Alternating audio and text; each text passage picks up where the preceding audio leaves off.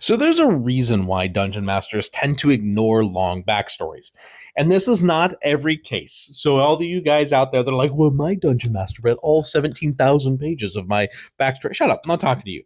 I'm talking about most of the tables. Most of the time, dungeon masters will placate you rather than actually read your backstories. Here's the reason why. And I'm not saying long backstories are a problem. I'm just saying that we tend to gloss things over. And any dungeon master that tells you otherwise is lying. They have enough to do to worry about your backstory. But this just so you understand why. DMs ignore long backstories because they're too long to remember. I'm building an entire world. I'm not going to look over the 17 pages of notes. When I give you a world to learn about, your job is to learn about that world because you're playing in that world. I'm not learning about 5 different characters. You're going to interact with that. And if you give me a 17-page backstory, I'm not going to learn it. Bullet points. Give me 3 core bullet points, things you want to intertwine into the story. That'll go a long way. Also, they're too specific to fit into the campaign. A lot of times people will write a backstory that doesn't necessarily fit into the campaign itself. The things that make their character unique don't fit into the direction the campaign's going.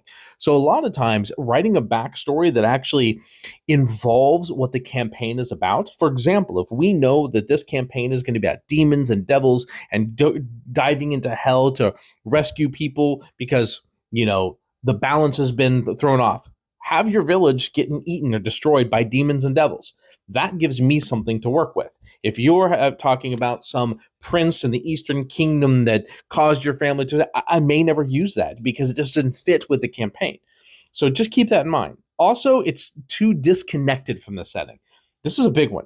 A lot of times people will have a backstory that they thought about before they sat down at the table and actually started working with their dungeon master. And so what happens is it ends up being disconnected from the setting itself. You wanted to write your story. The dungeon master built a world. You can write your story. It just has to exist in the world we're talking about. So just remember, don't disconnect yourself from the game because the dungeon master will do their best to intertwine your story, but they also have a world they're trying to create. That's the part of the game the dungeon master wants to play in. So just food for thought. Also, short backstories are easier to weave in. You give me 3 powerful sentences, that gives me something to work with. You give me 17 pages, it's going to sit on the back burner if someone else gave me 3 sentences. I'm not playing favorites. I'm just shortening my workload.